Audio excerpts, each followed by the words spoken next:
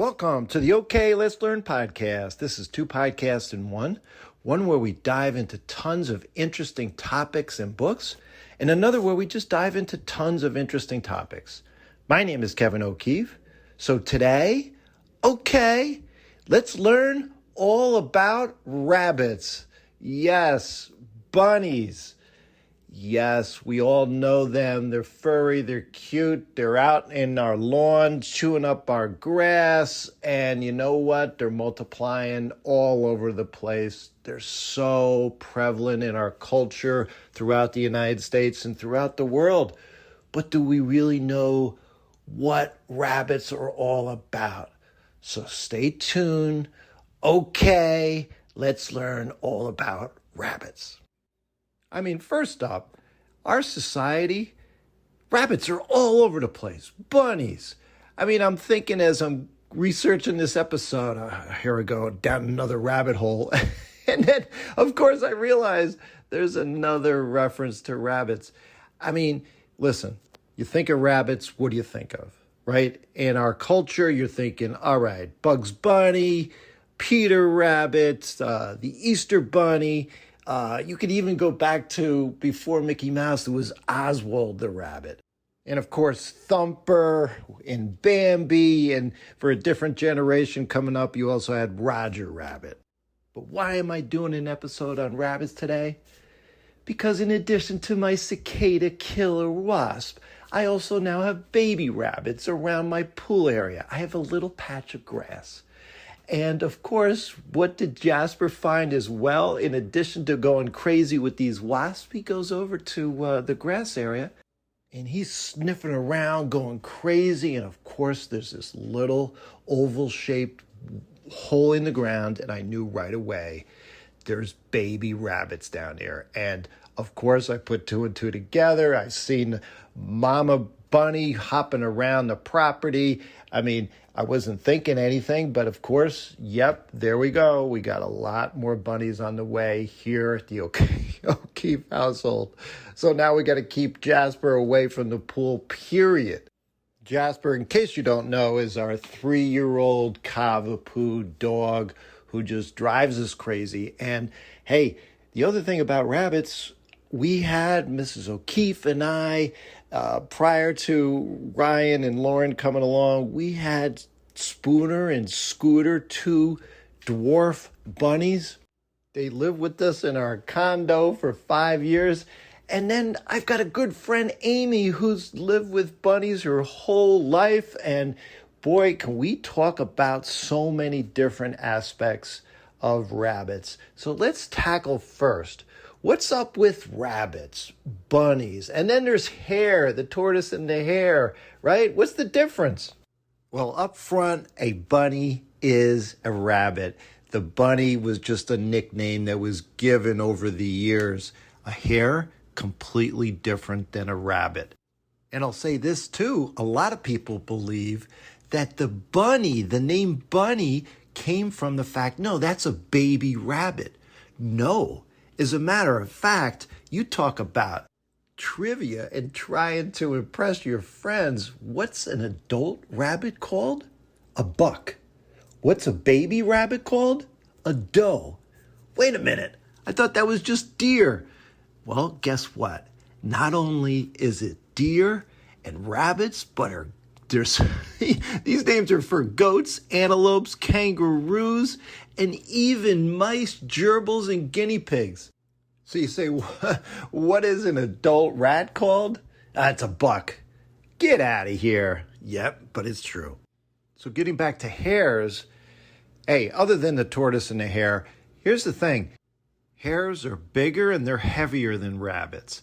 And their ears, hares' ears, they have usually these distinctive black tips and they're huge legs. They have these huge muscular back legs. So they're built for sprinting. Rabbits, nope. Yeah, they can move pretty quickly, but the legs are smaller, they're more compact, and their ears are definitely shorter. Where they live, rabbits live in underground burrows, and they love to stay together. Hares, nope, they're on their own. and they don't live under the ground. They live in shallow, open, grass fields. And there's also a difference when a rabbit is scared. We've all seen them. It just quickly hides underground, or it quickly disappears. A hare will just outrun anyone, and it literally will race right across an open field. And the last really big difference, and who would know this, but baby rabbits are born completely hairless. They're blind. They're completely helpless. Like deer, baby hares are like born with fur already on their bodies, and their eyes are wide open, and then they can get up and move around and run hours after they're born. And finally, rabbits are easily domesticated. We know this. There's a lot of people that have rabbits and bunnies as pets. Hares? Nope. They're wild. And Bugs Bunny? Is he a rabbit or is he a hare? He's a hare. So Elmer Fudd, other than having a speech impediment, was wrong. You wascally wabbit. No, you should have been saying, you wascally hare. I guess that didn't flow off the tongue very well. And just one other fun fact right up front. Another animal that looks like a rabbit is a pika. Take a look at a picture of a pika. Listen to this alliteration. Picture of a pika. It's a cross between a hamster and a rabbit. And no, for my Pokemon friends out there, Pikachu is not a rabbit. It's a mouse. It just coincidentally has Pika in its name. Rabbits are also not rodents. Rodents are mice, rats, squirrels, and even beavers. Now, why is this important to know? Well, believe it or not, way back when, yes, I used to be an insurance agent and I sold homeowners policies. You have a house out there. You can't have rodents. Damage caused by vermin, rodents, or insects where there's infestations. Bottom line, it's pest control, right? That's what they consider in layman's terms. It's the responsibility of the homeowner. So, I just remember thinking, wow, I got these bunnies hopping all over the place, and I need to keep them in their cages when we're gone all day at work. So, listen, rabbits belong to their own mammal classification. They're called lagomorphous. Rodents are mammals that are called, the scientific name again is rodentio. The easiest way to tell the difference is their teeth. Rodents have one pair of upper front incisors. Rabbits, if you look in their mouth, not that you're ever going to do this, they have two pairs.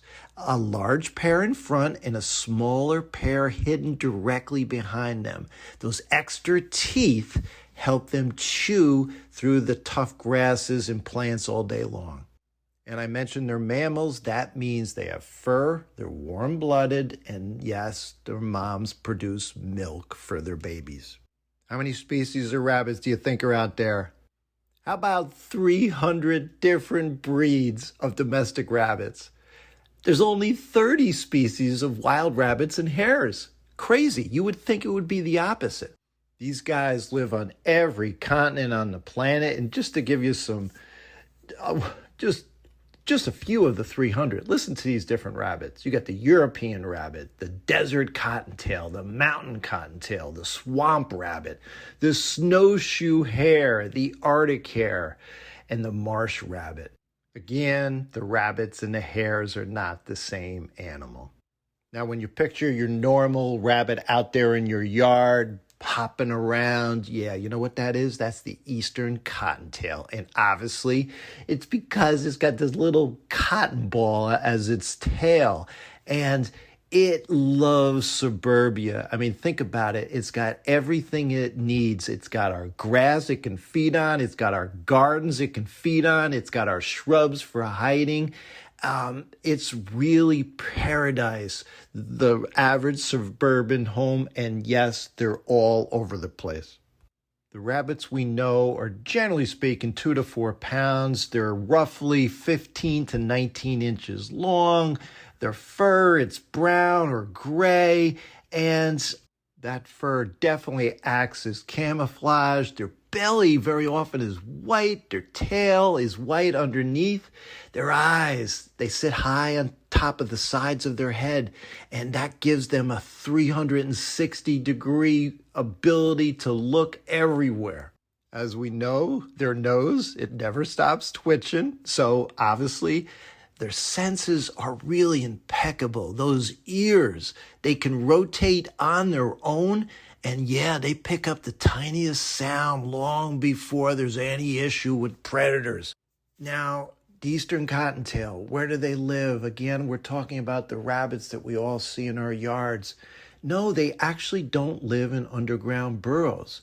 We kind of figured that. We got Bugs Bunny, he's going down into his hole, but no, they usually rest in something called a form. It's a shallow depression scratched into the ground. And where are they? Yeah, they're hiding literally in our bushes, whether it's that or tall grasses. Bottom line, dense landscapes. It flattens the ground and it curls into this little kind of like comfortable depression in the dirt. And obviously with its fur, and it doesn't move, it goes to sleep. It's almost impossible to see. But they're right there. We just don't see them. And I know exactly where my guys are hanging out. They're always running away from the pool area underneath this fence. And what do we have that surrounds the pool area? Yeah, these huge, I would say we got 20 feet in width, these big bushes. And there's no way I can get in there. But anytime I walk close, Jasper walks close, we can hear him moving, we can hear him scurrying, and off they go.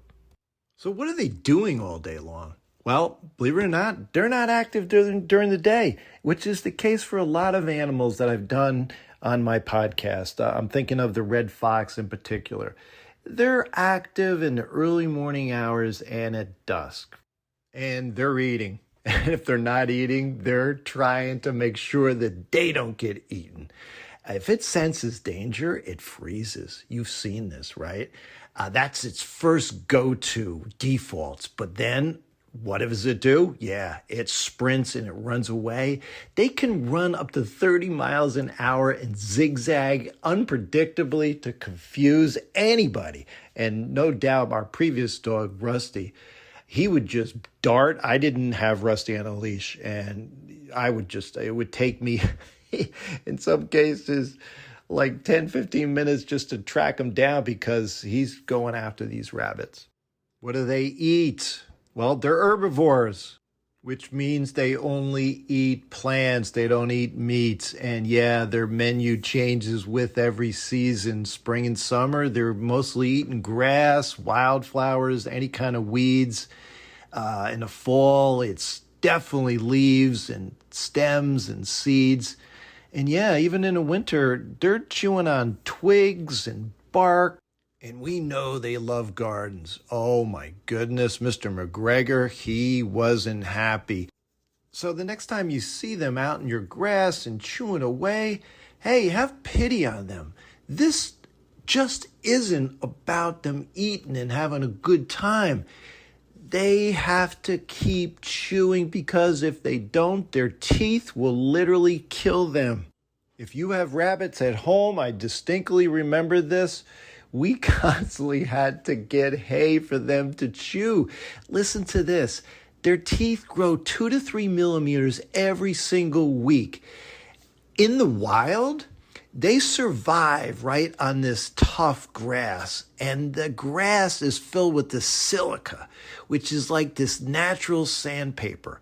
Well, to evolve and prevent their teeth from getting ground down to nothing, they have their teeth that are constantly growing to offset the heavy wear and tear on literally chewing. So it's horrible to think this, but literally if they're not chewing this heavy, rich fiber of food like hay, the teeth are going to grow, and they're going to grow these razor sharp edges, and it eventually will lock its jaw, which is not good, obviously.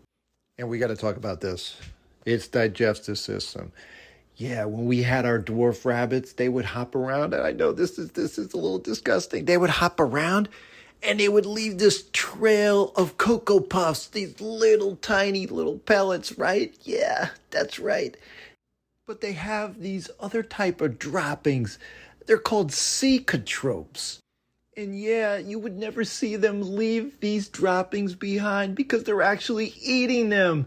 Oh, yeah, but listen, this is healthy. So if you're seeing your rabbit kind of look behind and like almost like grooming itself back there in its rear end, this is allowing the food to pass through its digestive system a second time. And what is it doing? It's absorbing extra vitamins and nutrients that it couldn't get from that heavy hay or grass the first time through. So of course this is anathema to us, but for rabbits it's completely normal and it's healthy. Now you may have heard this, but it's true. You say, wow, these rabbits are all over the place. There's so many of them. Yes, listen to this. Mom and dad will have lots of babies throughout the year. Mother typically is only pregnant for about a month. And each of its litters, 3 to 8 babies at a time. And they're having babies 3 to 5 times in a single year. That's a lot of kids. Or rather, kits or kittens, because that's what they call the babies. Now do the math. That's up to 50 babies at a time each year for mom and dad. In the wild, these eastern cottontails, they only live 1 to 3 years. Now we will get to this with all the different types of rabbits, but your typical domesticated rabbit that lives with you in your home, whether it's outside in a crate or inside with you, you can live 10 to 12 years easy. Now, here's the telltale sign to know that you've got babies in your yard. There's a little mom, when she has her babies, she digs a little tiny hole, and it's only a few inches deep. But what it is, it's this little tiny hole that normally you would just dismiss. But you would think mama would be smart. Under a bush, underneath lots of brush. But no, occasionally it could be right there out in the open. And you got to be careful. You're gardening, you're, oh my goodness, mowing the lawn. In my case, right next to my pool area, I came out one day and I could see the whole patch of grass was dug up. And again, what's the telltale sign? Dead grass over the hole. And yes, like chewed up fur is sitting right there. That fur, mama is pulling from her own chest and belly. And yeah, it obviously covers up the hole. And mom, she only appears to feed the babies early morning, dusk, but not any time that you're going to see it. She's out and about, and obviously this is to keep the predators away. And as I think back on this, why did mom, choose this nest right next to our pool? Well, I let the grass go for a week or two, and it was tall, so it kind of makes sense. And they're in their nest typically up to 3 weeks. After 2 to 3 weeks, they've got their fur, they can hop well, and in just another week, they're completely independent. It's actually amazing. Now, the eastern cottontail that I've mentioned, the ones we see out in our yard, they're wild rabbits. You never have those as pets. What you'll have as pets typically is the Netherland dwarf. You'll have the ones with the big ears. You got this fluffy Holland lop. Then there's this, you may have heard, there's this lion head, which has got all this hair around its head. And then the biggest breed is this Flemish giant. It's one of the largest rabbits in the world, and it can weigh up to 20 pounds. And I'll mention this. I referenced my good friend Amy. She's had rabbits her whole life. Rabbits are amazing pets to have. Now, they take work, but you can litter train them very easily. Every time they need to do their business, they go right into their cage. And she was telling me the story with originally her mom didn't want animals in the house. So her dad got her and her sister the bunnies where they lived outside. They took care of them out in the hutch. Their names were Hansel and Gretel. And And every time a bunny would pass away, she would tell me that they would get really depressed and wouldn't come out of their cage when their buddy passed away. And I mean, it was just no question that they rely on each other. They support each other. They comfort each other. And listen to this great story. One of Amy's good friends, Jeannie, got Amy on her birthday a new bunny when one of hers was just alone and depressed. I mean, here's the other thing that Amy clued me in on, that very often, listen, as much as they enjoy each other's company, they need to be in separate cages because they get very territorial. So if they're out together, very often, and I noticed this as well, they'll go at each other. It's not a good scene. And yes, just like dogs and even chickens, they can have their own different personalities. Shy, loud, thumping their back legs. I remember with Spooner. He'd get excited. He'd get angry. Boy, would he start thumping. Other rabbits, nope, wouldn't do that. And you need to have a vet that's an exotic animal vet. Is just any regular vet is not going to be able to help your rabbit. And Amy's had Hansel and Gretel, Leo, Loosey Goosey, Zoe, and Willow. Willow, listen to this. Willow likes chewing up her magazines and then just not leaving them around the house, just plopping down and laying down right on top of the magazines. It's actually very funny. A lot of pet owners compare them to cats. It's interesting, not just because of their personality, but here's the other thing. They're smart. They can recognize people. They learn routines. They can solve little simple problems. They can remember locations. Even some will learn, yes, that this is their name. So to wrap up the podcast, all about rabbits, let's just go through a few fun facts. Their ears help regulate their body temperature by releasing excess heat. Who knew? Their whiskers can help them figure out whether they can squeeze through narrow openings. They're constantly grooming themselves like cats. They're actually excellent swimmers, even though very rarely do they choose to swim. And listen to this, a frightened rabbit's heartbeat can race up to 300 beats a minute. Yeah, and they've adapted, they've evolved, they've been around for millions of years, and you can understand why. Not only with moving quickly, protecting themselves, camouflaging themselves, but clearly it's about having big families all year long. Rabbits are fun, they're cute, they're interesting. Friends, I hope you've enjoyed taking this journey, learning all about rabbits. Reach out to me at kevmok21@gmail.com. We are on Facebook. We are on YouTube. We are on Spotify. We are on X, really any other podcast platform that's out there. Hey, love it when you subscribe to the podcast. Love it when you rate and review the podcast. It just gets more listeners out there when people are searching for topics or searching for something new to learn.